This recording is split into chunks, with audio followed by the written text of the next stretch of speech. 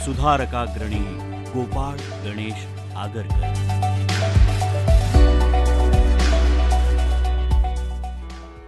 यदा यदा हि धर्मस्य ग्लानिर्भवति भारत अभ्युत्थानम् अधर्मस्य तदात्मानं सृजाम्यहम्. परित्राणाय साधूनां विनाशाय च दुष्कृतां धर्म संस्थापनार्थाय संभवामी युगे युगे. भारतभूमीवर अधर्म, अनीती, अनाचाराचे काळे मेघ ज्या ज्यावेळी दाटून येतात त्या त्यावेळी युगपुरुष जन्माला येतात आणि गीतेमधील हे वचन सार्थ ठरवतात.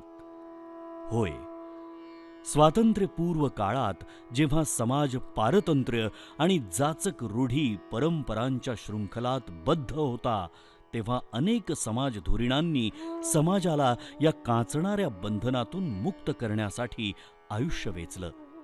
स्वांत सुखाय जगण्याचा विचारही न करता देशासाठी जीवन समर्पित केलं. यातील सर्वात अग्रणी नाव होतं गोपाळ गणेश आगरकर. हे महान समाजसुधारक, पत्रकार, शिक्षणतज्ज्ञ, युगप्रवर्तक गोपाळ गणेश आगरकर अवघ्या 39 वर्षांच्या अल्पायुषी जीवनात तत्कालीन कर्मठ समाज आणि अनिष्ट रूढी परंपरांविरुद्ध त्यांनी रणशिंग फुंकले. त्यांचा कठोर जीवन संघर्ष पुरोगामी आधुनिक समाजाची पायाभरणी करणारा ठरला. महाराष्ट्रातील कराड तालुक्यातील हेच ते त्यांचं जन्मग्राम टेंबू. या चिमुकल्या गावातल्या एका कौलारू घरात 14 जुलै 1856 रोजी गोपाळ गणेश आगरकर यांचा जन्म झाला आणि या वास्तूत एका गौरवशाली युगपर्वाचा आरंभ झाला. त्यांच्या वडिलांचे नाव गणेशपंत आणि आईचे नाव सरस्वती. घरची परिस्थिती अत्यंत बेताची. टेंबू या जन्मगावी शाळा नसल्यामुळे आगरकरांना वयाच्या अवघ्या 6व्या वर्षी घरापासून दूर आजोळी कराडला शिक्षणासाठी राहावे लागले. गोपाळरावांनी कराड इथे अवघ्या 12 रुपये पगारावर मुन्सफाच्या कचेरीत उमेदवारी पत्करली. याच काळात एका निबंध स्पर्धेत अप्रतिम निबंध लिहून बक्षीस मिळवले. कराडचे मुन्सफ नागपूरकर यांनी या मुलाची तैलबुद्धी आणि शिक्षणाची आस अचूक ओळखली. त्यांनी आगरकरांच्या हातात 500 रुपये ठेवले. 16 वर्षाच्या या कणखर मुलाने हे पैसे घेऊन 150 मैलांचा पायी प्रवास करत शिक्षणासाठी कराडहून रत्नागिरी गाठलं. मात्र रत्नागिरीत उच्चशिक्षित काकांच्या घरी खूप कटू अनुभव आले. कदाचित त्यामुळेच पुढील काळात सामाजिक अन्यायाविरुद्ध लिहिताना त्यांची लेखणी धारदार झाली असावी. पुनश्च हरिओम. गोपाळराव कराडला परतले. तिथे त्यांनी एका दवाखान्यात कंपाऊंडरची नोकरी धरली. मात्र एकदा तिथे प्रेतांची चिरफाड पाहणे असह्य झाल्याने त्यांनी तीही नोकरी सोडली आणि शिक्षणासाठी ते मामाच्या घरी अकोल्याला आले. अकोल्याच्या शाळेत असताना एकदा त्यांना घरकामामुळे शाळेत येण्यास उशीर झाला. तेव्हा हेडमास्तर महाजनी म्हणाले, तुमच्या हातून शाळेत वेळेवर येणे जमत नाही तर बाकी काय जमणार तुम्हाला? यावर गोपाळराव बाणेदारपणे उत्तरले, आपल्यासारखा M.A. होईल तरच नावाचा आगरकर. 1875 साली गोपाळराव मॅट्रिक झाले. आता M.A. होण्याची प्रतिज्ञा पूर्ण करायची तर पुण्याला कॉलेजात दाखल होणे क्रमप्राप्त होते. पण पैशांची सोय कशी करायची? परंतु त्यांचा ठाम निग्रह पाहून त्यांच्या शिक्षकांनी 60 रुपये वर्गणी जमवली. ती रक्कम घेऊन त्यांनी पुण्याला डेक्कन कॉलेजात प्रवेश मिळवला. एक यक्ष प्रश्न होता. कॉलेजची फी आणि राहणे यासाठी दरमहा 25 रुपये खर्चाची तजवीज कशी करायची? कुशाग्र बुद्धिमत्तेच्या जोरावर त्यांनी हा प्रश्न सहज सोडवला. वऱ्हाड समाचार या वृत्तपत्रात लेख लिहून त्यांना दरमहा 5 रुपये मिळू लागले. निबंध स्पर्धांमधून बक्षिसे मिळवून, रंगमंचासाठी नाटके लिहून ते खर्चाची तरतूद करत. शिवाय त्यांनी ज्युनियर स्कॉलरशिप सुद्धा मिळवली. तरी सुद्धा एकच सदरा रातोरात वाळवून घालण्या इतकं काटकसरीचं जिणं त्यांना जगावं लागत होतं. परिणामी तरुण वयात त्यांची प्रकृती खालावू लागली. त्यांना दम्याचा विकार जडला. 1878 मध्ये आगरकर BA झाले. MA त्यांनी तत्वज्ञान आणि इतिहास हे विषय घेतले होते. त्यामुळे मिल, स्पेन्सर यांच्या ग्रंथसंपदेचा त्यांनी अभ्यास केला. त्यांच्या विचारांनी ते प्रभावित झाले. कॉलेजच्या काळात त्यांनी हिंदुस्थानचा इतिहास बारकाईने वाचला होता. त्यामुळे त्यांना देशाच्या अवनतीची कारणे जाणवत होती. त्यावर त्यांचे विचार मंथन चालू होते. पदवी प्राप्त झाली. आता आपला मोठा मुलगा पगारदार होईल आणि आपली विपन्नावस्था संपेल अशी आशा त्यांच्या आईला वाटू लागली. पण त्या एका व्रतस्थ समाजधुरीणाच्या मातोश्री होत्या. आगरकरांनी त्यांना एका पत्रातून स्पष्टपणे कळवले, आई, आता तू मोठाले मनोरथ करत असशील, पण मी स्पष्ट सांगतो की मी विशेष संपत्तीची हाव न धरता फक्त पोटापुरता पैसा कमवेन आणि सर्व वेळ समाजहितासाठीच खर्च करेन. आगरकरांचा हा पोकळ निश्चय नव्हता. हाती असलेलं लेखणीचं अस्त्र परजवत हिंदू धर्मातील अनिष्ट रीतिरिवाजांवर प्रहार करण्यास त्यांनी सुरुवात केली. समाजात अज्ञान, दारिद्र्य, विषमता यांचे प्रमाण किती भयावह आहे याची एव्हाना त्यांना पूर्ण कल्पना आली होती. म्हणूनच देशहितार्थ आयुष्य वेचण्याचा अंकुर विशीच्या आतच त्यांच्या मनात रुजला. कॉलेजच्या काळातच आगरकरांना बाळ गंगाधर टिळकांसारखा मित्र मिळाला. दोघांच्या मनातली देशप्रेमाची तळमळ हा मैत्रीचा समान धागा होता. काही सामाजिक समस्यांवर मतैक्य नसले तरी शिक्षण प्रसाराशिवाय आपल्या देशाला ऊर्जितावस्था येणार नाही यावर उभयतांचे एकमत होते. सुदैवाने स्वकीयांसाठी छात्र तेजाचे आणि राष्ट्रभावनेचे शिक्षण देणारी शिक्षण संस्था काढण्याचे विष्णू शास्त्री चिपळूणकरांनी निश्चित केले आणि टिळक व आगरकरांना शिक्षण क्षेत्राचा मार्ग गवसला. तिघांच्या उत्कट ऊर्जेतून 1 जानेवारी 1880 रोजी पुण्यात मोरोबा दादांच्या वाड्यात न्यू इंग्लिश स्कूलची स्थापना झाली. पुण्यातील न्यू इंग्लिश स्कूलमधील इतिहास विषयाचे अध्यापक योगेश पाटील सांगतात, बाळ गंगाधर टिळक, गोपाळ गणेश आगरकर, बाळाजी आवजी भागवत आणि व्यंकटेश बाळाजी करंदीकर या चौघांच्या मनामध्ये विषय चाललेला होता. चौघांच्या मनामध्ये विचार चाललेला होता की या देशासाठी आपल्याला काहीतरी केलं पाहिजे. या देशाला घडवण्यासाठी, वाढवण्यासाठी आपल्याला काहीतरी घडवलं पाहिजे, काहीतरी केलं पाहिजे. आणि या प्रयत्नांमध्ये असतानाच त्यांनी एक महत्त्वाची गोष्ट त्यांच्या निदर्शनास आली आणि ती म्हणजेच शिक्षणामुळे देश बदलू शकतो. आणि याच कालावधीमध्ये विष्णूशास्त्री चिपळूणकर अर्थात मराठी भाषेचे शिवाजी हे सरकारी नोकरी सोडून नवीन शाळा काढण्याच्या विचारात आहेत याची माहिती आगरकर टिळकांना कळाली. आणि या चौघांनी जाऊन त्यांची भेट घेतली आणि यातूनच सुरुवात झाली एका नव्या विचाराची.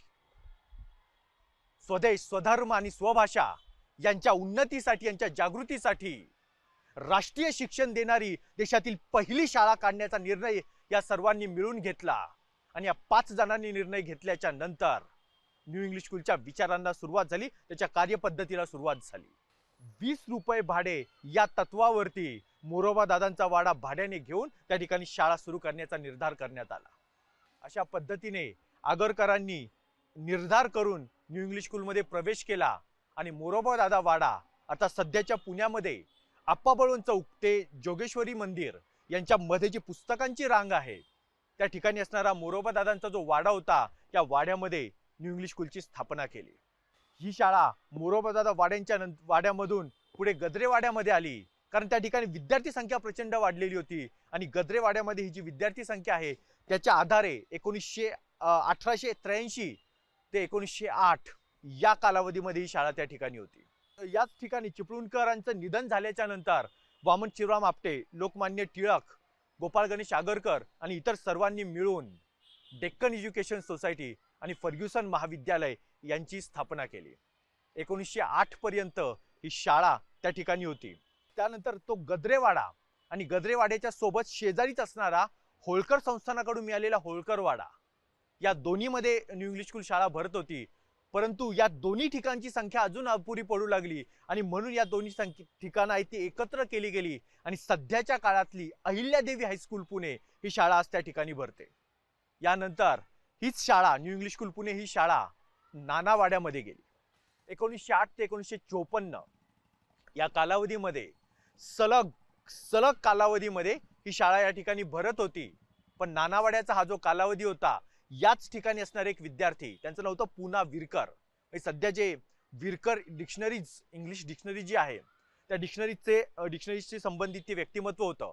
हे पुना विरकर हे त्या नानावाड्यामध्ये विद्यार्थी होते आणि जेव्हा ते त्या शाळेमध्ये शिक्षक झाले, मुख्याध्यापक झाले, तेव्हा बदलती परिस्थिती त्यांनी पाहिली आणि 1946 ते 1954 या कालावधीमध्ये त्यांनी अमेरिकेमध्ये जाऊन तिथल्या काही आर्किटेक्चरची मदत घेतली आणि वाय शेप अशी एक नवीन वास्तू उभारायचं त्यांनी ठरवलं. नानावाडा पुणे महानगरपालिकेला विकला गेला आणि त्यानंतर ती शाळा ज्या ठिकाणी आली ते ठिकाण आपण मागे पाहत आहोत, new English school, Tilak road, Pune. हीच ती त्या शाळेची चौथी भव्य अशा प्रकारची वास्तू.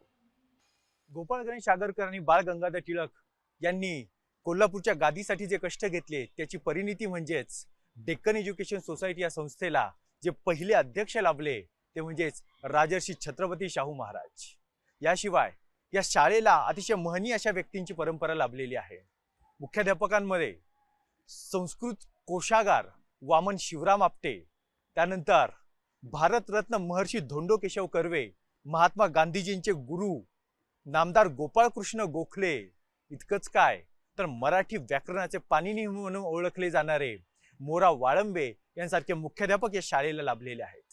याशिवाय शिक्षकांची जर आपण तुलना केली, शिक्षकांचा जर आपण विचार केला, मराठीचे शेक्सपियर म्हणून ओळखले जाणारे राम गणेश गडकरी अर्थात गोविंदाग्रज, कवी केशवसूत आधुनिक काव्याचे जनक, इतिहासाचार्य विकार राजवाडे, अशा प्रकारच्या अनेक महनीय व्यक्ती या शाळेमध्ये शिक्षक म्हणून काम त्यांनी केलेलं आहे.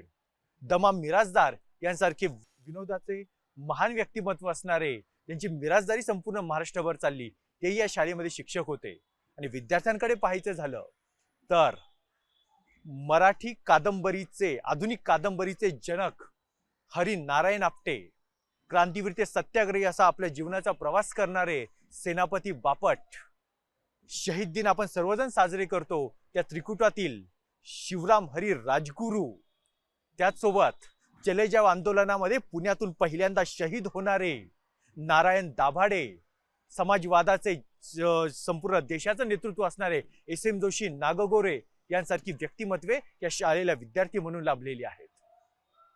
इतकंच काय, ज्या पद्धतीने, ज्या उद्देशाने या शाळेची सुरुवात झाली तो उद्देश म्हणजेच राष्ट्रीय शिक्षण, त्यामुळे देशाच्या स्वातंत्र्यामध्ये अतिशय महत्वाचं योगदान या शाळेचं असणारच होतं. आणि देशाच्या संविधान निर्मितीमध्ये या शाळेचे विद्यार्थी बाळ गंगाधर खेर यांचा सहभाग होता. अल्पावधीत या अंकुराचा वटवृक्ष झाला. हजेरी पटावरील विद्यार्थ्यांची संख्या शेकडोत गेली. पुढे सलग 7 वर्षे जगन्नाथ शंकर शेठ शिष्यवृत्तीचे मानकरी याच शाळेचे विद्यार्थी होते. अनेक स्वातंत्र्य सैनिकांचे शालेय शिक्षण याच शाळेत झाले. या भरघोस यशाने स्वदेशी शिक्षण संस्थांची गरज अधोरेखित झाली आणि 1884 मध्ये डेक्कन एज्युकेशन सोसायटीची स्थापना झाली. या संदर्भात डेक्कन एज्युकेशन सोसायटीचे अध्यक्ष श्री शरद कुंटे सांगतात, मुळामध्ये डेक्कन एज्युकेशन सोसायटीची जी स्थापना झाली होती ती राष्ट्रीय शिक्षण देणे हा प्रमुख उद्देश, ते सर्वांना परवडणाऱ्या दरामध्ये देणे आणि उत्तम गुणवत्तेचं शिक्षण देणं हा त्याचा जोड उद्देश अशा स्वरूपामध्ये मांडला गेला होता. जी सगळी महान मंडळी सगळे एकत्र आली होती. स्वतः लोकमान्य टिळक होते, आगरकर होते, चिपळूणकर थोडे नंतर जॉईन झाले, पण चिपळूणकर त्याच्यामध्ये. ह्या सगळ्या मंडळींमध्ये एक जबरदस्त ध्येयनिष्ठा होती. राष्ट्रीय शिक्षण म्हणजे काय याच्या संबंधीची त्यांची कल्पना अतिशय स्पष्ट होती की राष्ट्रीय शिक्षण द्यायचं म्हणजे काय करायचं. दोन गोष्टी आत्ता चर्चा करताना लोकांना काही वेळा असं वाटतं की त्यावेळी राष्ट्रीय शिक्षण याचा अर्थ फक्त इंग्रजांच्या विरुद्ध लढा देण्याची एक भूमिका तयार करणं असंच असलं पाहिजे. असं ते नव्हतं. म्हणजे या सगळ्या जणांच्या लेखनामध्ये जे सगळे वेगवेगळे उल्लेख आहेत त्याच्यामध्ये आपण स्वातंत्र्य मिळवलं पाहिजे, आपण आपल्या देशामध्ये एक स्वत्व जागृतीसाठी काहीतरी प्रयत्न केला पाहिजे. काय झालं होती त्यावेळी अवस्था की इंग्रजांचा 1857च्या युद्धामध्ये विजय मिळालेला तो इतका मोठा विजय होता तो की त्यामुळे सगळ्या देशातल्या विचारवंतांचं मनोधैर्य खचलं होतं की आपण कमी दर्जाचे आहोत, आपला धर्म कमी दर्जाचा आहे, आपली संस्कृती कमी दर्जाची आहे, आपलं शिक्षण कमी दर्जाचं आहे, आपल्या इथले उद्योगधंदे कमी दर्जाचे आहेत. अशी एक इन्फिरिटी कॉम्प्लेक्सची भावना समाजात सगळी निर्माण झालेली होती. त्या इन्फिरिटी कॉम्प्लेक्सच्या भावनेतून समाजाला बाहेर काढणं, त्यासाठी जी शिक्षणाची रचना करायला लागेल ते राष्ट्रीय शिक्षण, अशी भूमिका टिळक आणि आगरकर दोघांनीही मांडली होती. दोघंही केसरीचे बराच काळ संपादक होते आणि त्याच्यामध्ये ही भूमिका त्यांनी वारंवार मांडलेली आहे की राष्ट्रीय शिक्षण म्हणजे काय, फक्त स्वातंत्र्यासाठी प्रयत्न करणं असं नाही, तर आर्थिक, सामाजिक, औद्योगिक, सांस्कृतिक, शैक्षणिक अशा सर्व स्तरावरती समाजाचा आत्मविश्वास वाढवणं. टिळकांनी त्याच्यासाठी शब्द वापरला, या प्रत्येक क्षेत्रामध्ये समाजाला आत्मनिर्भर करणं, दुसऱ्याच्या तोंडाकडे बघायची वेळ न येणं. ही भूमिका त्यांची स्पष्ट असल्यामुळे त्यांनी जे सगळे सहकारी जमवले त्या सगळ्या सहकाऱ्यांना आपण काय करायचं याची कल्पना स्पष्ट होती, क्लिअर होती. लोकमान्यांनी स्वतः परिश्रम खूप केले, त्यांनी स्वतः मनापासून शिकवलं, त्याच्या समाजातले वेगवेगळ्या स्तरातले लोक आणून जोडण्याचं काम लोकमान्यांनी केलं. पण आगरकर त्याच्या एक पाऊल पुढे होते. आगरकरांनी संस्थेसाठी जीवाभावानी काम करणारी माणसं जोडण्याचं काम केलं. पहिल्या काळातले जे सगळे लाईफ मेंबर होते ते सगळे लाईफ मेंबर आगरकरांच्यामुळे जोडले गेले. त्यातले काही इतर कोणाच्या तरी ओळखीमुळे किंवा त्यांच्या व्यक्तिगत संबंधामुळे नोकरी झाले डेक्कन एज्युकेशनच्या, पण नोकरीत येणं वेगळं आणि लाईफ मेंबर होणं वेगळं. लाईफ मेंबर होणं याचा अर्थ हे जे ध्येय आहे राष्ट्रीय शिक्षणाचं, या ध्येयासाठी सगळं स्वतःचं आयुष्य देणं आणि पूर्ण स्वतःचा वेळ, स्वतःची शक्ती, स्वतःचा पैसा देखील खर्च करण्याची मानसिकता ठेवून एक आयुष्यभर त्यासाठी परिश्रम करणं, ही मानसिकता त्या कर्मचाऱ्यांची घडवणं आणि त्यांचं एक सक्षम मंडळ तयार करणं, असं काम आगरकरांनी केलं. हे त्याचं सगळ्यात मोठं कॉन्ट्रीब्युशन आहे. आगरकर नंतर फार काळ राहिले नाहीत.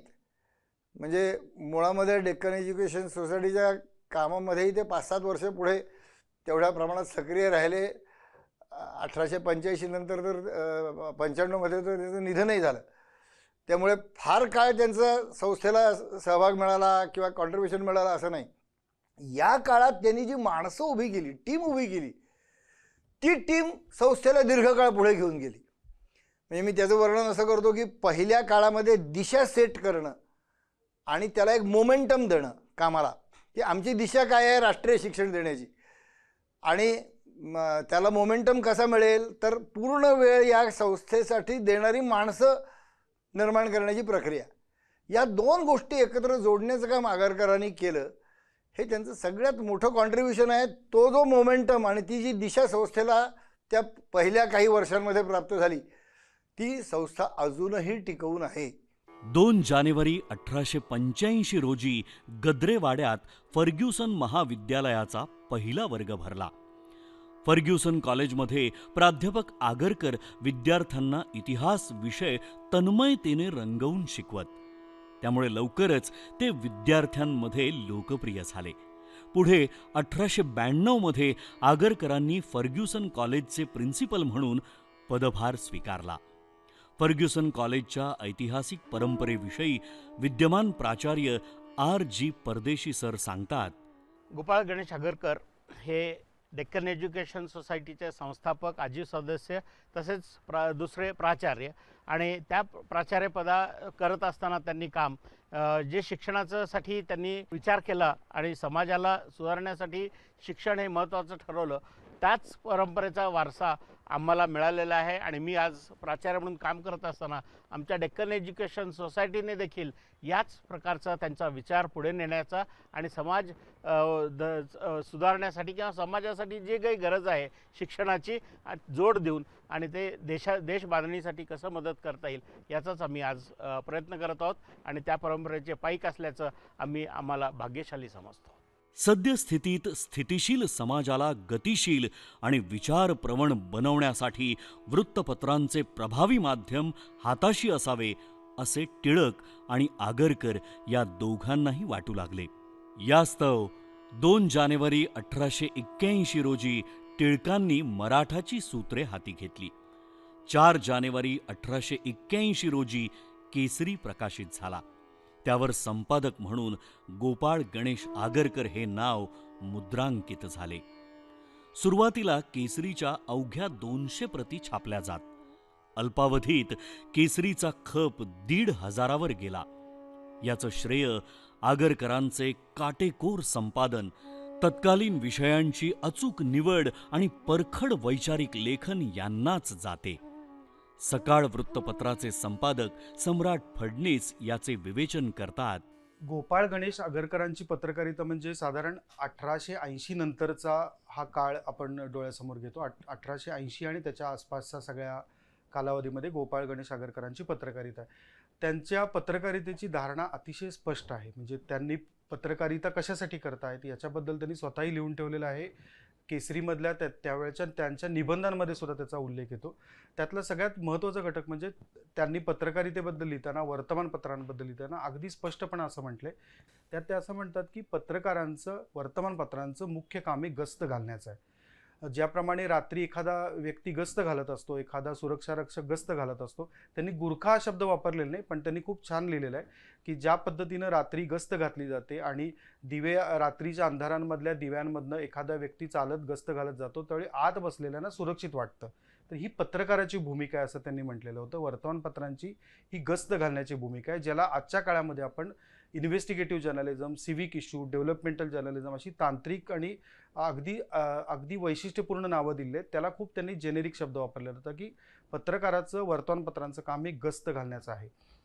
त्या एकूण 125-150 वर्षापूर्वीच्या काळामध्ये आगरकरांनी ज्या निर्भीडपणानं लिहिलं, तो काळ हा एकाच वेळी भारतामध्ये ट्रान्झिशन खूप मोठ्या प्रमाणावर सुरू असल्याचा काळ होता. शिक्षण हे स्थिरावत होतं, शिक्षण नव्याने येत होतं, स्थिरावत नव्हतं पण नव्याने येत होतं. वर्तमानपत्रांमध्ये सुद्धा वेगवेगळ्या प्रकारची वर्तमानपत्र काढण्याचा एक आत्ता ज्याला आपण स्टार्टअप इकोसिस्टीम म्हणतो, तशी ती स्टार्टअप इकोसिस्टीम त्या काळातली होती. जे शिकलेले आहेत ते अधिक त्यांचं ज्ञान अधिकाधिक लोकांपर्यंत पोहोचवण्यासाठी वर्तमानपत्रांचा वापर करायचे. आणि दुसरी अशी लोक होती आगरकरांसारखी जे शिकलेत आणि त्यांच्या ज्ञानाचा वापर फक्त वाचनासाठी होऊ नये तर त्यातून चळवळी उभ्या राहाव्यात. त्यामुळं अगदी छोट्या छोट्या विषयांवर आगरकरांनी खूप सविस्तरपणानं लिखाण केल्याचं आढळतं. 2 टप्प्यांमध्ये लिखाण आहे. एक केसरीमध्ये जसं निबंध लिहिलेले आहेत त्यांनी, अग्रलेख लिहिलेले आहेत. सुधारकमध्ये त्यांनी अग्रलेख निबंध या पद्धतीनं पण लिखाण केलेलं आहे. ह्या अग्रलेख आणि निबंधांमध्ये, अग्रलेखामध्ये ते स्पष्ट मतं मांडायचे, निबंध अधिक सविस्तर असायचे आणि निबंधाला तत्कालीन म्हणजे कंटेम्पररी ज्याला व्हॅल्यू म्हणतो असं नाही आहे, पण ते आजही तेवढेच लागू पडतात असे आहेत. स्त्री सुधारणा संदर्भातली आगरकरांच्या भूमिकेची आपण कायम चर्चा करतो, त्याबद्दल त्यांना सन्मानही देतो. पण त्यांची नेमकी भूमिका काय होती तर ती भूमिका त्यांनी त्यांच्या पत्रकारितेतून मांडली. ती मांडताना वर्तमानपत्रांचं काम त्यात काय हे सुद्धा त्यांनी आवर्जून मांडलेलं होतं. म्हणजे स्त्री सुधारणेसाठी वर्तमानपत्रांनी काय केलं पाहिजे, पत्रकारांनी काय केलं पाहिजे, अगदी जातीनिहाय त्यांनी विश्लेषण केलेलं आहे की ब्राह्मण स्त्रियांनी कशा पद्धतीनं, ब्राह्मण स्त्रियांच्या प्रश्नांकडे कशा पद्धतीने बघितलं पाहिजे, मराठा स्त्रियांच्या प्रश्नांकडे कशा पद्धतीने बघितले पाहिजे, एकूण भारतामधल्या तत्कालीन समाजरचनेमधल्या दलित म्हणून मानल्या जाणाऱ्या घटकाकडे तुम्ही कशा पद्धतीने बघितले पाहिजे, ह्या सगळ्या विषयांवर आगरकरांनी त्यांच्या स्वतःच्या लिखाणातून तर मांडलं, पण पत्रकारितेची दिशा काय असावी हे अगदी स्पष्टपणानं मांडलेलं होतं. गस्त घालण्याची पत्रकारिता म्हणजे काय याच्यावर खूप त्यांनी चांगलं पुढं स्पष्टीकरण केलं आहे की छोटे छोटे घटक असतात समाजातल्या, छोट्या प्रश्नांकडे आपण कशा पद्धतीनं वर्तमानपत्रांनी बघितले पाहिजे, ते प्रश्न का मांडले पाहिजेत. तर गस्त घालताना एखाद्या ठिकाणी काही अडचण दिसली, काही गडबड दिसली, तर तो गस्त घालणारा माणूस तिथं मदतीला जातो, मदत मिळवण्यासाठी इतर लोकांना बोलवतो. तर हे काम पत्रकारांचं आहे, वर्तमानपत्रांचं आहे, असं त्यांची भूमिका पत्रकारितेबद्दलची होती. म्हणजे गस्त घालताना पत्रकाराला एखादी अडचण दिसली, एखादी समस्या दिसली, तर ती समस्या त्यानं वर्तमानपत्रातून मांडावी. त्या वर्तमानपत्रातनं मांडल्यानंतर त्या वर्तमानपत्राकडं अधिकाऱ्यांपर्यंत ती समस्या पोचवावी, त्या संबंधित विभागापर्यंत पोचवावी.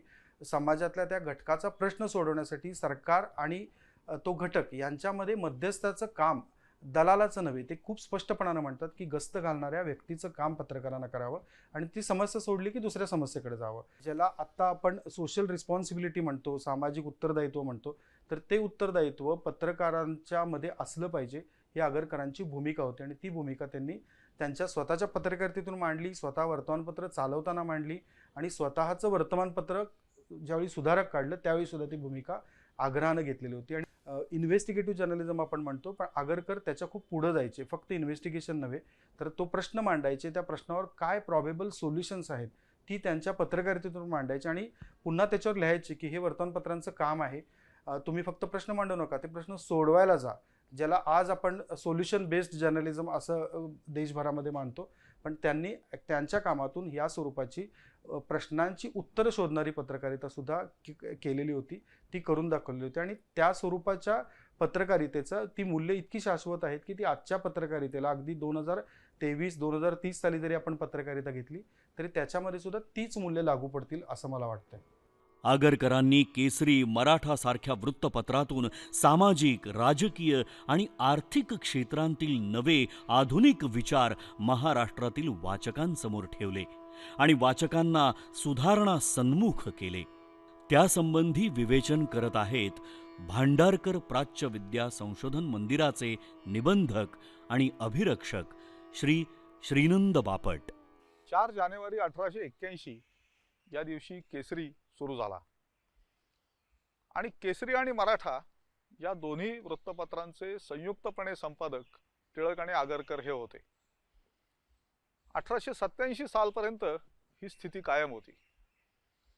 या काळात त्यांनी जसे राजकीय प्रश्न मांडले, लोकांच्या जगण्या वागण्यातले प्रश्न हे केसरीमधून मांडले, तसेच त्यांनी फार महत्त्वाचे सामाजिक प्रश्न हे त्यावेळेला हाताळले. आता त्याच्यापैकी 2 उदाहरणं जर पाहिची तर आपल्याला असं आढळेल की 1883 सालच्या जानेवारी महिन्यामध्ये न्हाणवली या नावाचे 4 लेख त्यांचे आलेले आहेत. आणि त्याच्यामध्ये जे आपले 16 संस्कार असतात, त्या 16 संस्कारांपैकी जो पहिला संस्कार आहे गर्भाधानाचा, तर तो असा आता कसा कालसुसंगत नाही, किंबहुना तो कालबाह्य झालेला आहे आणि करता कामा नये, अशा स्वरूपाचं स्पष्ट प्रतिपादन त्यांनी शास्त्राच्या आधारे केलेलं आहे असं आपल्याला दिसून येतं. तसंच मग त्यावेळेचा एक महत्त्वाचा प्रश्न होता, तो म्हणजे संस्थानिकांनी दत्तक मुलं घेण्याचा. आता लॉर्ड डलहौसीनी ते दत्तक नाकारून अनेक संस्थानं खालसा केली होती आपल्याला माहिती आहे. तर वस्तुतः दत्तक घेणं हे प्राचीन शास्त्रांच्या दृष्टीने संमत नाही, अशा प्रकारचं प्रतिपादन हे दत्तकाची आवश्यकता या लेखमालेमध्ये त्यांनी केलं होतं असं आपल्याला दिसून येतं. त्या लेखांची जर धाटणी बघितली आणि त्यातली जर भाषा बघितली आणि नंतर जर सुधारक हे जे आगरकरांचं पत्र होतं त्यातल्या भाषेशी त्याची तुलना केली तर लक्षात येतं की हे लेख आगरकरांनी लिहिलेले असले पाहिजेत. टिळकांची भाषाशैली ही वेगळी आहे, आगरकरांची वेगळी आहे. त्यामुळे अशा दृष्टीने आगरकर हे अगदी त्यांच्या तारुण्यापासून सुधारणांच्या बाबतीत आग्रही होते. सुधारणांच्या बाबतीत आग्रही असताना त्यांचा प्राचीन शास्त्रांचा आणि परंपरांचा तितकाच अभ्यासही होता, हे आपल्याला कायम दिसून येतं. एक दुसरी लक्षात घेण्यासारखी गोष्ट आहे ती म्हणजे हे लेख लिहिले तेव्हा हे दोघेही संपादकद्वय हे 26 वर्षाचे होते फक्त. त्या दोघांचाही जन्म 1856च आहे आणि हे लेख लिहिले गेले ते 1883 साली लिहिले गेले. तर ही मोठी लक्षणीय गोष्ट आहे. आगरकर, टिळक आणि चिपळूणकरांनी स्थापन केलेल्या डेक्कन एज्युकेशन संस्थेमध्ये मला शिक्षण घेता आलं, याचा पुणेकर म्हणून मला खूप अभिमान आहे. पुण्याला ऑक्सफर्ड ऑफ द ईस्ट किंवा विद्येचं माहेरघर म्हणून ओळखलं जातं. सर भांडारकर, न्यायमूर्ती रानडे अशा थोर शिक्षणतज्ज्ञांनी इथे अनेक विद्यार्थी तयार केले. त्याच्यातच आगरकर, टिळक किंवा राजवाडे अशी बरीच नावं घेता येतील. फर्ग्युसनच्या परंपरेमध्ये जसे पहिल्यांदा V.S. आपटे प्राचार्य होते, त्याच्यानंतर स्वतः आगरकर प्राचार्य होते, तसंच विश्वनाथ राजवाडे हे सुद्धा तिथे प्राचार्य म्हणून त्यांनी काम केलं आणि नंतर भांडारकरमध्येही ते संशोधन करत होते. आत्ता आपण ज्या वृक्षाखाली बोलतो आहोत तो वृक्ष स्वतः राजवाडे यांनी 80 वर्षापूर्वी स्थापन केला आणि आज जे वृक्षाचं मोठं झाड दिसतंय, जे ओसाड भागात निर्माण झालं, त्या पद्धतीनेच या विद्वानांनी पुण्यामध्ये एक ज्ञानगंगेचा मोठा वृक्ष स्थापन केला आणि अनेक विद्यार्थी तयार झाले. समाज सुधारणा ही नेहमी विद्वानांच्या कडूनच होत असते. ज्ञानोपासना जी आहे ती पुण्यात उत्तम पद्धतीने या परंपरेने चालू केली. दरम्यान कोल्हापूर संस्थानाच्या महाराजांवरील अन्यायाच्या प्रकरणातील लेखांमुळे टिळक आणि आगरकर या मित्रद्वयीला 4 महिन्यांच्या तुरुंगवासाची शिक्षा झाली. या अनुभवांवर आधारित डोंगरीच्या तुरुंगातील आमचे 101 दिवस हे पुस्तक त्यांनी लिहिले. ते खूप गाजले. या बंदिवासाच्या काळात आगरकरांना समाजातील उपेक्षित घटकाचे जग कसे असते याचे सम्यक दर्शन झाले. ते अस्वस्थ झाले. यातूनच त्यांनी शेक्सपियरच्या हॅम्लेटचे भाषांतर विकार विलसित या नावाने केले. तुरुंगातील त्यांची ही लेखन निर्मिती त्यांच्या स्थितप्रज्ञ, स्वयंप्रज्ञ प्रतिभेचीच जणू साक्ष देते. त्याविषयी पुण्यातील भांडारकर प्राच्यविद्या संशोधन विभाग प्रमुख डॉक्टर प्रदीप आपटे सांगतात. गोपाळ गणेश आगरकर म्हटलं की माणसांच्या डोळ्यासमोर जो येतो तो म्हणजे सुधारक विचाराचा सातत्यानं प्रचार करणारा, त्याला वाहून घेतलेला सुधारक मासिकाचा संपादक आणि सुधारकी विचारांचे खरे खंदे पुरस्कर्ते. पण आगरकरांच्या व्यक्तिमत्वाला याच्यापेक्षा बरेच काही पैलू आहेत. आगरकर हे विद्वान होते, एवढंच नाही तर ते रसिक विद्वान होते. ते साहित्याचे फार मोठे जाणकार होते.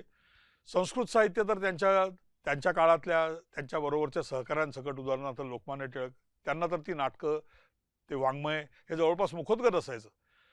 पण जेव्हा टिळकांबरोबरच डोंगरी तुरुंगामध्ये आगरकर बंदी होते त्यावेळेला त्यांना वेळ कसा घालवायचा हा एक प्रश्न होता. ते आपापसात चर्चा करायच्या इथपर्यंत ठीक आहे, पण एकदा कोठडीत एकट्याला बंद केल्यानंतर काय करावं, याच्यासाठी त्यांनी जर काही एक शक्कल लढवली असेल तर ती की त्यांचा एक दुसरा भवभूती कालिदासासारखाच फार लाडका लेखक होता, त्याचं नाव शेक्सपियर, आणि त्याची जवळपास सर्व नाटकं आगरकरांनी त्यांच्या तरुण काळात कॉलेजमध्ये असतानाच फार मन लावून वाचलेली होती. तेव्हा त्यांच्या मनात असा विचार आला की आपण शेक्सपियरचंच रूपांतर का करू नये, आणि रूपांतर का म्हणायचं, भाषांतर का म्हणायचं नाही. याचं कारण त्यांना असं वाटत होतं की ह्या प्रकारची कथा, या प्रकारची पात्र, त्यांची पार्श्वभूमी ही भारतीय मनाला, मराठी मनाला कशी कळणार, कशी रुचणार. मग त्या कथेचा जो काही आशय आहे, त्या हॅम्लेट नावाच्या, त्याचं नाव चंद्रसेन आहे त्यांच्या नाटकामध्ये, ही व्यथा त्यांच्यासमोर जायची तर ती अशा रूपात जायला पाहिजे की भारतीय प्रेक्षकाच्या ती सहज पचनी पडेल. म्हणून त्यांनी त्याचं निखळ भाषांतर करायच्या ऐवजी त्याचं रूपांतर करायचं ठरवलं. सगळ्या पात्रांची नावं बदलली, जी भारतीय लोकांना कानावर पडली तर जुन्या राजेराजवाड्यांची वाटतील, सरदारांची वाटतील अशी केली, आणि त्या कथेला एक थोडीशी मुरड घालून त्यांनी त्याचं एक मराठी रूपांतर केलं. पण मराठी रूपांतर करायचं म्हटलं तरी सुद्धा त्याच्यामध्ये अनंत अडचणी आहेत की त्याच्यामधली पात्र जे बोलतात, काही राजे आहेत, काही दरबारातले अधिकारी व्यक्ती आहेत, उदाहरणार्थ पोलोनियस, मग त्यांची भाषा कशी असेल, त्यातल्या स्त्रीपात्रांची भाषा कशी असेल, जी अशा उच्च वर्गातली नाहीत, अशा तुलनेनं खालच्या दर्जामध्ये असलेल्या लोकांची भाषा कशी असेल. ती भाषा जर मराठीत आणायची तर कोणती भाषा आणायची. म्हणजे त्यावेळेला ग्रामीण भागातल्या भाषांना बऱ्याचदा कुळं, म्हणजे जे शेतकरी लोक होते त्यांची, म्हणून ती कुळवाडी भाषा म्हणायची. पण आगरकर त्यांच्या प्रस्तावनेत म्हणतात की हा कुळवाडी, नागपूरचा कुळवाडी वेगळी भाषा बोलतो, कोकणातला कुळवाडी वेगळी बोलतो, देशावरचा वेगळी बोलतो. मग कोणत्या कुळवाडी भाषाची? बरं, आता समजा ही कुळवाडी बाई असेल तर कुळवाडी बाईची भाषा ही त्याहून वेगळी असते. आणि त्यांनी तर एका ठिकाणी असं म्हटलंय की बाईची भाषा जर शिकायची तर त्याला शाळा नाही, त्याची शाळा एकच, म्हणजे बाई जिथे राहते ते घर, तिथं जाऊन तुम्हाला ऐकायला पाहिजे, तरच तुम्हाला ती भाषा कळेल. इतक्या बारकाव्यानं त्या पात्रांच्या संवादामधल्या भाषेचा विचार करणारा हा अनुवादक नाही, रूपांतर करताय आणि फार मोठा क्रियाशील रूपांतर करताय. कारण त्यांना हे पाहिजे की आता हे फक्त वाचलं जाणार नाहीये, हे रंगभूमीवर असेल. मग रंगभूमीवर असलेल्या माणसाला या प्रकारची भाषा अवगत असेल का? त्या भाषेचं उच्चारण अवगत असेल का? त्यातल्या पात्रांना या प्रकारच्या भाषेचे बारकावे समजतील का? अशापासून सगळ्या गोष्टींचा विचार केलेली त्यांची ही प्रस्तावना आहे. त्यामुळे आगरकर हे फक्त निव्वळ सुधारक होते, सुधारक विचारांचे पुरस्कर्ते आणि खंदे त्यासाठी लढणारे, म्हटलं तर आजच्या भाषेत सामाजिक कार्यकर्ते होते. एवढंच नाही तर ते फार मोठे वाङ्मयाचे जाणकार होते, साहित्याचे जाणकार होते. आणि असे जाणकार होते की ज्यांना नाटक हे फक्त वर्गात शिकवायचं नसतं, तर ते रंगभूमीवर सादर करायचं असतं, याची फार मोठी जाणीव असलेले असे जाणकार होते. हा पैलू जर बघायचा असेल तर त्यांनी हॅमलेटचं विकार विलसित म्हणून जे भाषांतर केलं आणि त्या भाषांतर म्हणण्यापेक्षा रूपांतर केलं, आणि त्या रूपांतराला असलेली जी प्रस्तावना आहे ती प्रस्तावना जरूर बघावी. त्या काळात स्त्रियांवरील अत्याचारांमुळे, विधवांच्या केशवपनासारख्या जाचक प्रथांमुळे आगरकर अत्यंत व्यथित होत होते. याच काळात बालविवाहाचा प्रश्न ऐरणीवर आला आणि समाजाचा तळ ढवळून निघाला. बालविवाह आणि विधवांचे पुनर्विवाह या एका प्रश्नावर एका अग्रलेखात ते लिहितात, जशी बालविवाहाची, जशी विधवा विवाहाची, तशीच विवाह निराकरणाची गोष्ट होय. जर सरकारनेच कायदा केला तर आमचे लोक शुष्क वल्गनेहून विशेष काय करू शकतील? आगरकरांचा हा मोकळा विशाल दृष्टिकोन सनातनी समाजाला झेपणारा नव्हता. अशा बंडखोर विचारांच्या प्रकटीकरणावर बंधने येऊ लागली. तेव्हा आता स्वतःच्या मालकीचे वृत्तपत्र असावे या भावनेतून स्वयंप्रज्ञ आगरकरांनी सुधारक वृत्तपत्र सुरू केले. सुधारकमधील विचारांची मांडणी एवढी आक्रमक आणि परखड होती की त्यांचा अनन्वित छळ होऊ लागला. तुम्हाला ठार मारू अशी धमकीची पत्रे त्यांना येऊ लागली. धुळवडीचे निमित्त साधून आगरकरांची प्रेतयात्रा काढली गेली. ती त्यांनी घराच्या सज्जावरून पाहिली असे त्यांच्या पत्नीने नमूद केले आहे. पण त्यांचा ठाम निश्चय होता, इष्ट असेल ते बोलणार आणि साध्य असेल ते करणार. त्याविषयी विस्ताराने बोलत आहेत ज्येष्ठ संशोधक आणि लेखक प्राध्यापक अरविंद गणाचारी. त्यांची जी वृत्ती झाली, इष्ट आहे ते बोलणार आणि साध्य असेल ते करणार, त्यामुळे आपण ह्या एका कोणाचे हे नाही आहे, पण मला जे वाटतं, जे पटतं ते मी माझ्या सुधारकात लिहिणार म्हणून त्यांनी सुधारक हे नाव घेऊन आपलं वृत्तपत्र ऑक्टोबरच्या महिन्यात दसऱ्याच्या दिवशी 1886 सुरुवात केली. ते त्याचे मराठीचे जे लेख असतात ते सुधारकात छापायचं हे आगरकरांची रिस्पॉन्सिबिलिटी होती. इंग्लिश पार्ट जो होता, त्यांचे फर्ग्युसन कॉलेजमध्ये त्यांच्यामुळे आलेले जे लाईफ मेंबर म्हणून आलेले गोपाळकृष्ण गोखले हे त्यावेळेला 23 वर्षाचे होते. आगरकर 28 वर्षाचे होते, ते 24 वर्षाचे होते, 23. ते त्याचे इंग्लिश एडिटर म्हणून. आणि त्यामुळे 1886 पासून ते 1895 ज्या वेळेला आगरकरांचा मृत्यू झाला त्यावेळेपर्यंत आगरकर आणि बऱ्याच वेळेला हे गोखले हे त्या दोघांना जणांनी मिळून ते सुधारक काढलं. पण सर्वात संपादक म्हणून त्यांचं जे हे होतं, नाव होतं, ते फक्त आगरकरांचं होतं.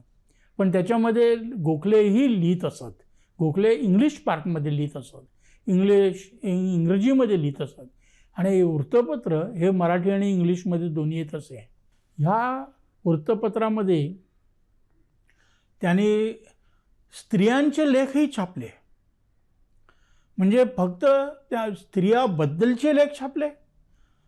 इंग्लंडमध्ये ज्या सफ्रागिस्ट म्हणून त्यांना मतदानाचा हक्क मिळावा ह्या चळवळीसाठी काम करणाऱ्या ज्या एमिली पँखर्स्ट होत्या, अशा स्त्रियांची चरित्र छापली त्याने. तसे त्यांनी सुधारकामध्ये शेठ माधवदास रघुनाथदास यांचा तो धनकर कुंवर बरोबर जो विवाह झाला, पुनर्विवाह झाला, त्याची सगळी त्याची कथा त्यांनी पहिल्यांदा आपल्या सुधारकात छापली. आणि सुधारकात पंडिता रमाबाईबद्दल ज्या वेळेला एक राळ उठवली गेली शारदा सदनमध्ये, तिच्यावरती तिथे ख्रिश्चन केलं जातं असे आरोप करण्यात आले, तिच्याविरुद्ध केसरीमध्ये लेख लिहिण्यात आले तिचे. पण पंडिता रमाबाई आणि आगरकर ह्यांचे संबंध होते. आगरकरांनी आपली भाची वेणू हे तिचं पालकत्व घेतलं होतं आणि वेणूला विधवा झाल्यानंतर ती बालविधवा ज्यावेळेस झाली, वेणूला शारदा सदनमध्ये ठेवण्यात आलं आणि त्या निमित्ताने त्यांची आणि पंडिता रमाबाईंची शारदा सदनमध्ये भेट बऱ्याच वेळेला होत असे. आणि त्यामुळे त्या आतल्या गोटातली माहिती ऐकल्यानंतर त्यांनी ज्या वेळेला ही राळ उठवण्यात आली पंडिता रमाबाईंच्या विरुद्ध, त्यावेळेला सर्वात अतिशय समर्थ असं समर्थन जे कुठनं आलं तर ते आगरकरांच्या सुधारकामध्ये आलं.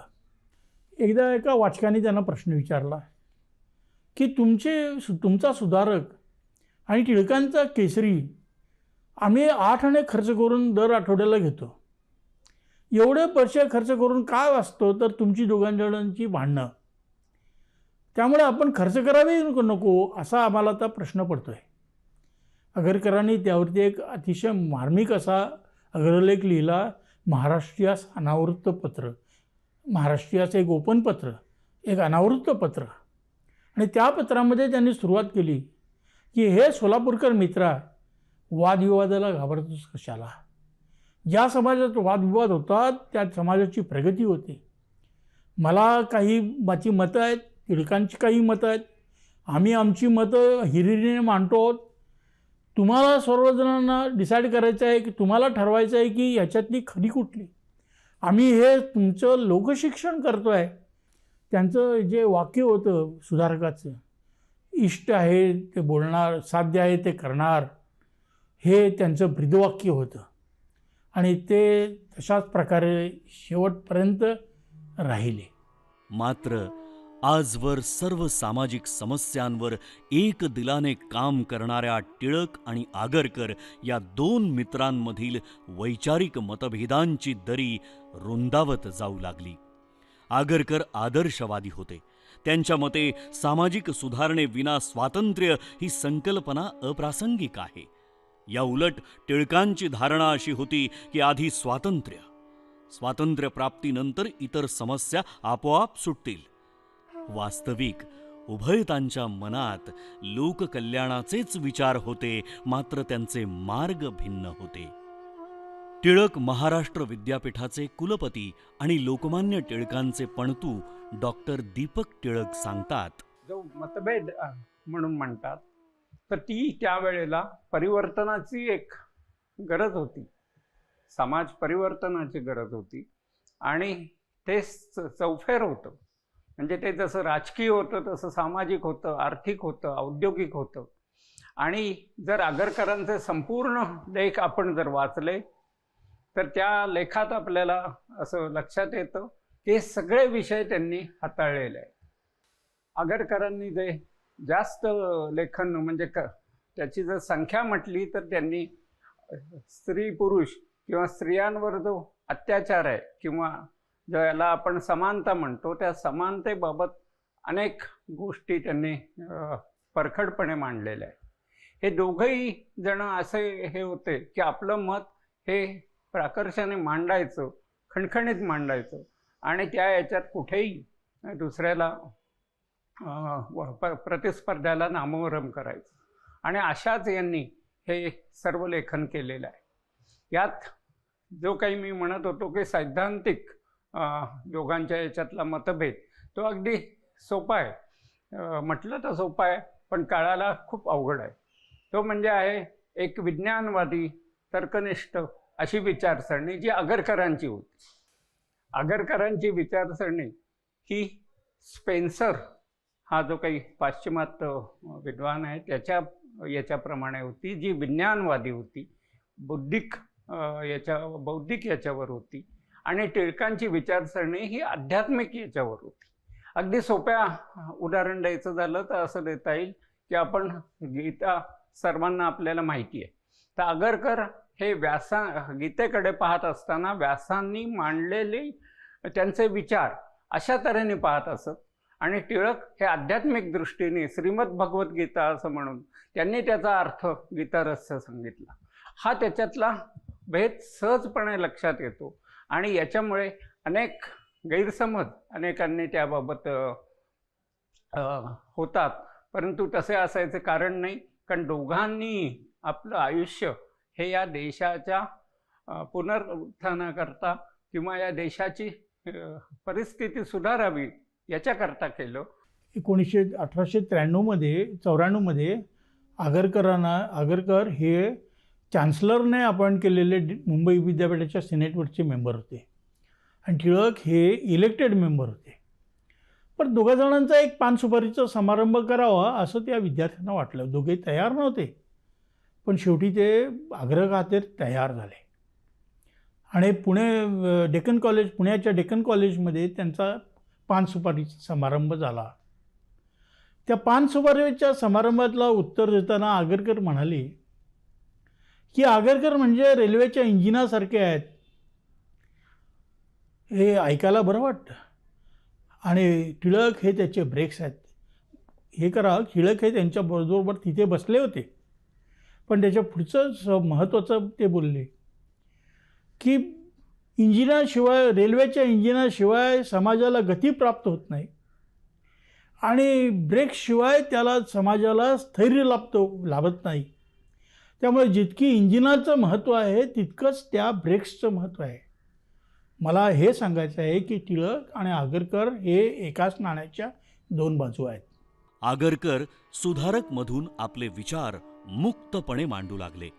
त्यातील एका लेखात ते म्हणतात, दुष्ट आचारांचे निर्मूलन, सदाचाराचा प्रसार, ज्ञानवृद्धी, सत्य संशोधन आणि भूतदयेचा विचार इत्यादी सुखाची वृद्धी करणाऱ्या गोष्टी विचार कलहाखेरीज होत नाहीत. वैचारिक वाद हे समाजाच्या जिवंतपणाचे लक्षण आहे. सुधारक वृत्तपत्रातून आगरकरांनी वेळोवेळी स्त्रियांचे केशवपन, बालविवाहाची अनिष्ट प्रथा, घटस्फोटाची स्त्रियांना मुभा अशा विषयांवर आपले बंडखोर विचार मांडले. हळूहळू हे विचार तत्कालीन समाजाच्या पचनी पडू लागले. त्याविषयी वंचित विकास संस्थेच्या संचालिका मीना कुर्लेकर म्हणतात, मला असं वाटतं की भारतामध्ये जे कोणी समाजसुधारक होते त्याच्यामध्ये सगळ्यात अग्रणी नाव असेल तर गोपाळ गणेश आगरकर. त्यांनी विवेकबुद्धीनी किंवा विवेकनिष्ठेवरती जास्त भर दिला. तुम्हाला विवेकाने विचार करायला शिकवलं, फक्त विचार करायला शिकवलं नाही तर स्वतंत्र विचार करायचा, स्वतंत्र निर्णय घ्यायचे आणि ते अंमलात आणायचे. खूप वेळेला आपल्याला स्वतंत्र विचार करायचा असतो पण निर्णय घेऊन अंमलात आणायचे नसतात, कारण चुकीचं जर काही घडलं तर त्याचा दोषारोप लोकांवर करायचा असतो. यांनी स्वतःला विवेकाने विचार करून निर्णय घेऊन अंमलात आणायला शिकवलं. ही त्यांची पहिली शिकवण की जी आजही मला असं वाटतं की खूप लोकांना पटत नाही किंवा ते लपतात किंवा ते अंमलात आणत नाहीत. त्यांच्याबद्दल जेव्हा मी कामासंबंधी विचार केला त्या खूप महत्त्वाच्या गोष्टी लक्षात आल्या. एक म्हणजे स्त्री पुरुष समानता. स्त्री पुरुष समानता म्हणजे स्त्रियांचं शिक्षण, ते सुद्धा पुरुषांबरोबर, म्हणजे को एज्युकेशन जे आपण म्हणतो ते त्यांनी मांडलं की स्त्री आणि पुरुष किंवा मुलगा आणि मुलगी यांनी एकत्र शिक्षण घेतलं पाहिजे असा त्यांचा आग्रह होता. त्यांचं असं म्हणणं आहे की ह्याच्यामध्ये निकोप वाढ होते. जे आपल्याला सारखं वाटतं की मुलगा मुलगी काय काय काय, ते काहीही घडत नाही. तुम्ही दोघंही बरोबरीने मोठे होता, एकमेकांना समजून घेता. त्याच्यानंतरचं त्यांचा एक महत्त्वाचा जो विषय आहे की जो मला खूप भावला तो म्हणजे तुम्ही पैसे मिळू शकाल, म्हणजे अर्थार्जन करता येईल असं शिक्षण, याच्यावर त्यांचा भर होता की आपला चरितार्थ, आपल्या कुटुंबाचा चरितार्थ बाईंनी आपण चालवला पाहिजे, असे एवढे पैसे तिला मिळवता आले पाहिजेत. मला नेहमी वाटतं की आता जे आपण व्होकेशनल ट्रेनिंगचा विचार करतो ना, व्होकेशनल ट्रेनिंग म्हणजे काय हे त्यांनी एवढ्या वर्षापूर्वी मांडलं होतं. दुसरे जे विषय त्यातले मांडले ते म्हणजे विधवा विवाह, याच्यावर त्यांचा भर होता. आज आम्ही एक अभय वंचित विकासतर्फे अभय अभियान आम्ही चालवतो. दुसरं मला एक खूप भावलं, आम्ही HIV एड्समध्ये काम केलं आणि तेव्हा मग लक्षात आलं की आपण सेक्स एज्युकेशन दिलं पाहिजे. ह्यांनी त्या काळात सांगितलं होतं की लग्न करण्यापूर्वी पुरुष आणि बाई या दोघांचं एकमेकांशी बोलणं झालं पाहिजे, त्यांच्यात भावनिक संबंध म्हणजे भावनिक नातेसंबंध झाले पाहिजेत, मग त्यांचे संबंध आले पाहिजेत. आणखीन एक समाजातला जो भाग आहे की ज्याच्यावर त्यांनी खूप टीका केली आणि अजूनही हे बोलायचं आपलं धाडस होत नाही, ते म्हणजे असं आहे की प्रेमावरती असतं याच्याबद्दल प्रश्नच नाही. नवरा बायकोंचं खूप प्रेम असेल, नवरा गेलाय, तिला दुःख झालं आहे, जीवन अवघड झालं आहे, त्यात ती एखाद वेळेस गेली, तिला धक्का बसला, हा भाग निराळा. पण नवरा गेल्यावर आपल्याला जगण्याचा कॉन्फिडन्सच नाही, कुणी विचारणार नाही आपण खायचं प्यायचं काय, त्या मुलांना कसं सांभाळायचं. म्हणून बायका जेव्हा विहीर जवळ करतात त्याच्यावर त्यांनी एक लेख लिहिला आहे की हे पतीचं प्रेम का पुरुषांची निर्घृणता. आजसुद्धा हे सगळे प्रश्न अनुत्तरित आहेत. जेव्हा आपण बायकांच्या विकासाचा किंवा बायकांच्या प्रगतीचा विचार करतो, किती वर्षापूर्वी या माणसाने हा विचार केला आहे. त्यांचं असं म्हणणं आहे, ठीक आहे तुमचं प्रेम आहे ना, तर दोघांचंही एकमेकांवर प्रेम पाहिजे, दोघांनीही एकमेकांसाठी केलं पाहिजे, तर त्या नातेसंबंधाला म्हणजे आनंद आहे, त्याच्यामधनं काहीतरी निर्माण होतं. नवरा गेला म्हणून बाईंनी 14व्या वर्षी सती जायचं, केश वपन करायचं, तिला कुरूप करायचं. एक फार म्हणजे त्यांनी विनोदी म्हणलं की खोचक प्रश्न विचारले की बाई गेल्यानंतर पुरुष त्या दिवशी तरी बिडी काढी सोडतो का हो? म्हणजे समानता किंवा दोघांचं बरोबरनी जगणं वाढणं. त्यांचं असं म्हणणं आहे की तुम्ही लहानपणापासून बरोबर जगा, बरोबर वाढा आणि बरोबर आनंद घ्या. हे सगळे विचार त्या काळात बोलण्याचं धाडस त्यांनी केलं. आज आम्ही हे विचार लोकांपर्यंत न्यायचा प्रयत्न करतोय, त्यांच्या पावलावरती पाऊल टाकून चालायचा प्रयत्न करतोय. म्हणून त्यांचा जो आग्रह होता ना की प्रत्येकाने विवेकाने विचार करावा.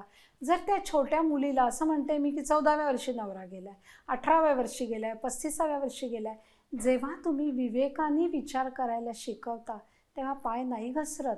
आणि जेव्हा तिचा पाय घसरला असं म्हणतो तेव्हा एकटीचा नाही घसरत. असं पण असू शकतं ना की घरातलं कोणी तिच्या दिसण्याचा फायदा घेत असेल, तिच्या तरुणपणाचा फायदा घेत असेल, तिला एक्सप्लॉइट करत असेल. आजही आपण हे वाचतो की बाईवरती अत्याचार होतात, घरात होतात, बाहेर होतात. मग हा जो विचार आहे ना त्यांचा, हा किती मूलभूत आहे बघा. आणि मला सगळ्यात विशेष वाटतं की ह्याच्याबद्दलचा आवाज त्यांनी उठवला आहे, एका पुरुषाने उठवला इतक्या जुन्या काळी. त्या काळात त्या माणसांनी दुसरा विचार मांडला होता की आपल्याला मूल होऊन द्यायचं आहे की नाही, पुरुषाला हवं असलं तरी हा निर्णय दोघांनी मिळून घ्यायचा आहे. म्हणजे खरंच आत्ता जे जे काही आपण मांडायचा प्रयत्न करतोय किंवा सगळ्या समाजामध्ये जे चाललंय ना, ते ह्यांनी 200 किती जुना काळ आहे, 1800चा काळ आहे, त्या काळामध्ये सांगून ठेवले. आजचं साल काय, ते साल काय. आगरकर हाडाचे समाज सुधारक होते. ते स्वतः कोकणस्थ ब्राह्मण असल्याने त्यांना जाती व्यवस्थेचा जाच होणे शक्य नव्हते. तरीही त्यांनी जाती व्यवस्थेचा तीव्र निषेध केला.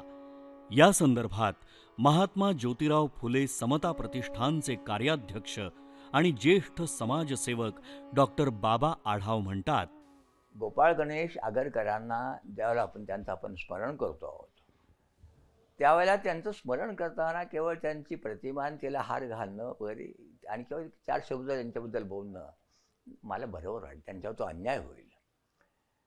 त्यांनी जी आधुनिक आता आपण ज्याचा विचार करतो ते स्वातंत्र्य, समता, बंधुता, धर्मनिरपेक्षता, विवेकनिष्ठा, विज्ञाननिष्ठा, लोकशाही समाजात नंतर इंदिरा गांधी जाहीर घातलेलं, ही सगळी मूल्य त्यांनी त्या काळात त्यांना जे मिळालं आत्मसात करून घेऊन त्याचा आग्रह धरला होता त्यावेळेला.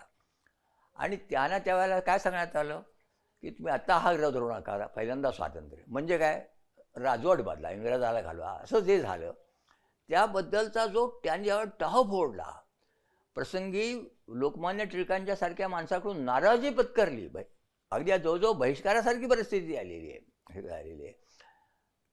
तर मला असं वाटतं त्यांना खरोखर जर आत्मस्मरण करायचं असेल आणि बाबासाहेबांच्यावर सुद्धा प्रसंग पुढे गांधींच्या उपोषणातून आलेला आहे, पुणे करार वगैरे जे आपण म्हणतो त्यातला तो भाग आलेला आहे की कुठेतरी विश्वास ठेवावा लागतो, काहीतरी होणारच आहे म्हणून बाबासाहेबांनी सुद्धा जी घटना लिहिली आणि त्यांनी अखेरचं जे भाषण केलं 48 साली लोकसभेमध्ये जे भाषण केलं अर्पण करताना देशात, मला असं वाटतं आगरकरांचा आग्रह त्या काळात आग्रह आणि बाबासाहेबांचं संसदेतले ते भाषण हे जर पाहिलं तर मला असं वाटतं जी भारतीय संविधान आम्ही मान्य केलं, अहो स्त्रीला मतदानाचा अधिकार मिळणं जे युरोपात घडलं होतं ते इथं घडलं, पुढे घडलं आहे.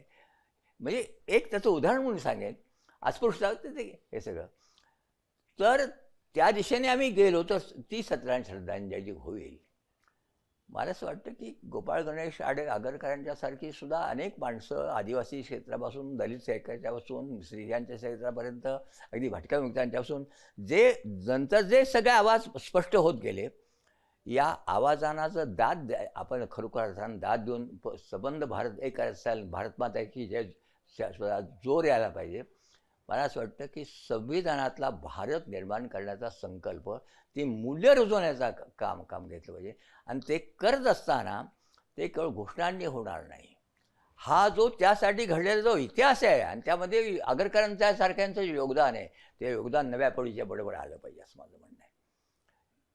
नव्या पिढी आलं पाहिजे, ते शिक्षणात आलं पाहिजे, विद्यापीठात आलं पाहिजे, हरघडे आलं पाहिजे. तो खरा इतिहास आहे.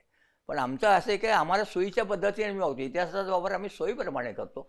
नव्या भारताचं जे सगळं जडण घडलं ती जर आज संविधानातल्या याच्यातून आपण करत गेलो तर ती आगरकरांना सर्वात मोठी चांगली श्रद्धांजली होईल असं मला स्वतःला वाटतं. आगरकरांचे आचरण शुद्ध, विद्वत्ता बावनकशी, चारित्र्य संपन्नता आणि धडाडी हे त्यांचे अंगभूत गुण. आगरकरांच्या या गुणवैशिष्ट्यांचे विवेचन करत आहेत लोकसत्ता वृत्तपत्राचे संपादक श्री गिरीश कुबेर. आगरकरांचा विचार करताना त्यांच्याकडे सर्वसाधारणपणे सुरुवात म्हणून सुधारक ते संपादक, पत्रकार या अर्थाने पाहिले जातं. पण मला असं वाटतं की तसं करणं चुकीचं ठरेल, कारण आगरकरांची उंची केवळ पत्रकारितेच्या आणि संपादक पदाच्या चौकटीत मावणारी नाही. त्यांचं काम खूप मोठं होतं. त्या कामाचा संदेश देता यावा म्हणून त्यांनी वापरलेलं माध्यम पत्रकारिता होतं. त्यामुळे त्यांच्यासाठी पत्रकारिता खूप महत्त्वाची होती हे असं मानणं चुकीचं ठरेल आणि पत्रकार म्हणूनच ते महान होते असं मानणं चुकीचं ठरेल. मुद्दा क्रमांक 1. दुसरा भाग यातला असा आहे की आगरकरांचं मोठेपण कशात आहे. एक काळ तुम्ही जो लक्षात घ्या, आगरकरांचा काळ, त्याच्यामध्ये अशी एक सर्वसाधारणपणे तत्त्वप्रणाली रूढ झालेली होती. परंपरागत अशा भारतीय समाजामध्ये असं मानलं जात होतं की परमेश्वराशी निष्ठा असलेले नीतिवंत असतात किंवा नीतिवंत असायचं म्हणजे काय, सर्व निष्ठा आपल्या परमेश्वराला व्हायच्या. या परंपरेमध्ये संत तुकाराम वगैरे या महाराजांच्या म्हणजे 12व्या-16व्या शतकानंतर आगरकरांचं मोठेपण अशासाठी की हा असा एकमेव किंवा पहिला विचारवंत असा होऊन गेला की ज्याने धार्मिकता आणि नैतिकता यांचा काहीही संबंध नाही हे अतिशय ठामपणाने सांगितलं. माझ्यासाठी हे खूप मोठे पण आगरकरांचं हे आपण मान्य करायला हवं. कारण काय होतं की धार्मिक माणसं ही नैतिक असतात. याच विधानाचा व्यत्यास असा आहे की नैतिक असण्यासाठी धार्मिक असणं आवश्यक आहे असं मानण्याचा प्रघात ज्या देशामध्ये होता त्या देशामध्ये एखादा विचारवंत उठतो आणि म्हणतो की धार्मिक असणं आणि नैतिक असणं यांचा काहीही संबंध नाही. धर्मावरती अजिबात निष्ठा नसणारा किंबहुना म्हणजे ज्याला नास्तिक म्हणता येईल असा माणूससुद्धा पूर्णपणे नैतिक असू शकतो. पण त्याचवेळी धर्मावरती पूर्ण निष्ठा असलेला किंवा धर्माला वाहून घेतलेला माणूससुद्धा, अशी व्यक्तीसुद्धा अत्यंत अनैतिक असू शकते. त्यामुळे धर्म आणि नैतिकता यांचं नातं तोडणारा हा पहिला विचारवंत म्हणून आगरकरांचं मोठेपण महाराष्ट्राने लक्षात घ्यायला हवं. त्या अर्थाने आगरकर हे देशातल्या अतिशय म्हणजे महत्त्वाचं विधान मला मांडावं असं वाटतं, करावं असं वाटतं की आगरकर हे देशातल्या नास्तिक चळवळीचे महाराष्ट्रातले प्रणेते नाही, देशातले संस्थापक आहेत असं म्हणायला हवं. महाराष्ट्राला ज्या वेळेला लँड ऑफ रिझन म्हणजे तर्कवादाचं आश्रयस्थान असलेलं राज्य असं जेव्हा म्हटलं जातं, म्हणजे देशामधलं महाराष्ट्राचं मोठंपण काय, तर महाराष्ट्र हा लँड ऑफ रिझन आहे, तर्कवादाचा, बौद्धिकतेचा आधार आहे असं मानलं जातं. तर त्या आधारामागचे आधारस्तंभ हे आगरकर होते हे आपण लक्षात ठेवायला हवं. दुसरा एक मुद्दा त्यांच्या बाबतीत आवर्जून मांडायला हवा, म्हणजे त्या काळात एक मोठा वाद महाराष्ट्रामध्ये झाला होता.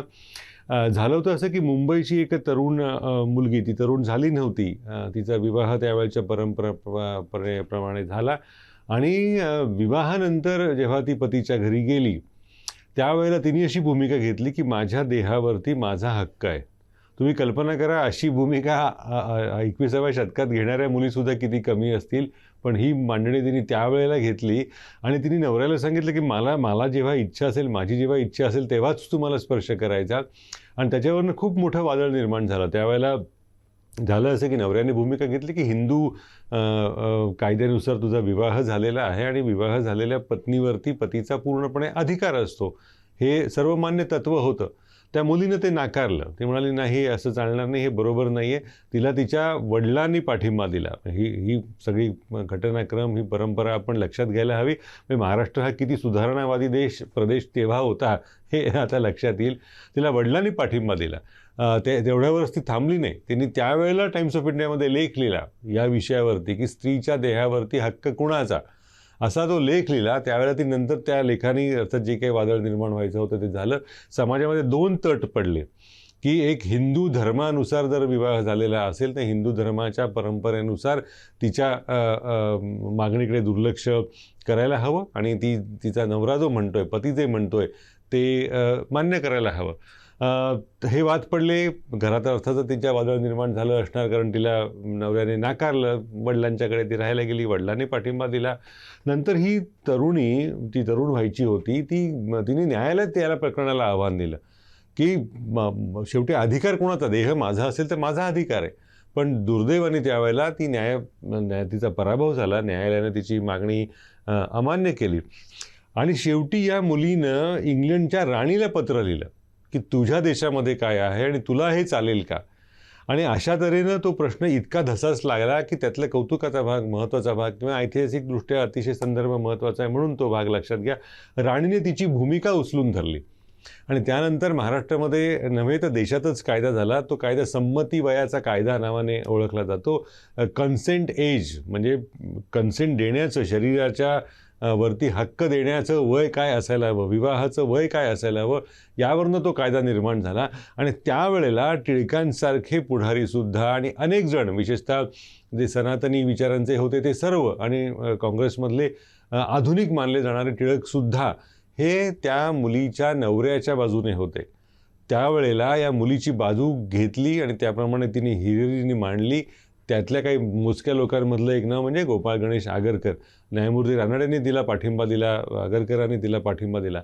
त्यामुळे महाराष्ट्रात जे सुधारणेचं जे वारं निर्माण झालं किंवा आजही महाराष्ट्र हा देशातल्या महिला हक्काविषयीचा पहिलं राज्य आहे, याचं कारण त्या मोहिमेमध्ये आहे.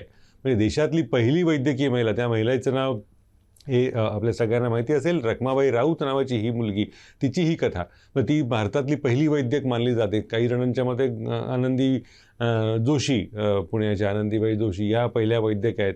त्या वादात पडायचं कारण नाही, जी कोणी असेल ती असेल, पण ते अशा पहिली वैद्यक महाराष्ट्रात झाली. महिला त्यावेळेला जेव्हा समुद्र ओलांडणं हे धर्मशास्त्रानुसार पाप मानलं जात होतं, त्यावेळेला पुण्यातली एक मुलगी सर्व समुद्र ओलांडून अमेरिकेला शिकायला गेली, वैद्यकीय शिकायला गेली. हे महाराष्ट्रातच घडू शकलं. याचं कारण या आगरकरांसारख्या विचारवंतांनी जे शिंपण केलं विचारांचं आपल्या भूमीमध्ये, त्याच्यामध्ये आहे, हे आपण लक्षात ठेवायला हवं. आगरकरांविषयी रँगलर परांजपे एके ठिकाणी आपली भावना व्यक्त करतात. राजकीय परिस्थिती बदलणे हे राष्ट्र सुधारणेचे फक्त एक अंग आहे. सामाजिक, नैतिक आणि बौद्धिक परिस्थिती बदलणे हे जास्त महत्त्वाचे आणि कठीण कार्य आहे. आगरकरांनी आपल्या प्रतापशाली लेखणीने नेमके हे कार्य केले. फर्ग्युसन कॉलेजचे प्राचार्य म्हणून पदभार सांभाळत असतानाच मृत्यूच्या गडद सावल्यांनी त्यांना घेरून टाकले. 17 जून 1895 रोजी काळाने त्यांच्यावर झडप घातली. एक अशांत वादळ शांत झाले. आगरकरांनी मृत्यूशय्येशेजारी एका पुरचुंडीत 20 रुपये ठेवले होते. माझ्या प्रेत दहनार्थ अशा चिठ्ठीसह. सध्याच्या परिस्थितीत गोपाळ गणेश आगरकर यांच्या बुद्धिप्रामाण्यवादी विचारांची समाजाला नितांत गरज का आहे याबद्दल प्राचार्य अरविंद गणाचारी म्हणतात, मला एक असं वाटतं की मराठी साहित्यामधला एकही साहित्यिक नाही आहे की ज्याने आगरकरांच्यावरती काही लिहिण्याचं काम केलं नाही. मग ते वि. स. खांडेकर असोत, कोणीही असोत, यादी फडके तर ते फार मोठेच होते. सगळ्या जणांनी आगरकरांवरती लिहिलेलं आहे. आणि ह्या सगळ्या लोकांनी म्हणजे महाराष्ट्राच्या साहित्यिक विचारवंतामध्ये कुठल्याही साहित्यिकाने आगरकरांच्यावरती लिहिलं नाही असं झालेलं नाही आहे. त्यामुळे आगरकरांच्यावरती विलक्षण असं एक आकर्षण आहे. तो त्यांचा बुद्धिप्रामाण्यवाद, तो त्यांचा प्रखर असा तळमळ, त्यांची प्रखर तळमळ आणि कुठल्याही प्रकारची न तडजोड करता आपली मतं मांडणे, हे करताना पण आज आगरकरांचा बुद्धिप्रामाण्यवाद मागे का पडला, हे एक विचार करण्यासारखी गोष्ट आहे. बऱ्याच वेळेला वाटतं की राम जन्मला पाहिजे, पण राम माझ्या घरात नको, दुसऱ्याच्या घरात जन्माला पाहिजे, कारण वनवास त्याला भोगावा लागला. आणि मला असं वाटतं की आगरकर बुद्धिप्रामाण्यवाद हा प्रवाहाच्या विरुद्ध पोहण्यासारखा आहे. आगरकर हे प्रवाहाच्या विरुद्ध पोहत होते, त्याने आपली मतं मांडली आहेत. प्रवाहाच्या बाजूने पोहत जाणे हे फार सुलभ आहे, त्याच्यात कष्ट नाही आहेत. त्यामुळे आजही आगरकरांच्याबद्दल अतिशय आकर्षण आहे, पण त्यांचा बुद्धिप्रामाण्यवाद कुठेतरी मागे पडल्यासारखा दिसतो. मला जे पटतं ते मी घेणार, माझ्या बुद्धीला आकलन जे होते ते मी करणार. त्यामुळे मला वाटतं आजही आगरकरांचं आकर्षण जे आहे ते वैचारिक आकर्षण आहे. आजही समाजाला आगरकर हा ध्रुवताऱ्यासारखा मार्ग दाखवतो आहे. तो कितपत आपण त्याच्याबरोबर जायचं हे आपण विचार करायला पाहिजे.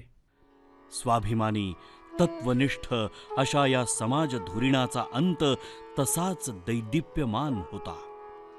प्रख्यात साहित्यिक वि. स. खांडेकर लिहितात, जीवनाच्या प्रत्येक क्षेत्रात या भूमीच्या सुपुत्रांनी वेळोवेळी बंडाचे निशाण उभारून बहुजन समाजाच्या प्रगतीचा मार्ग मोकळा केला आहे.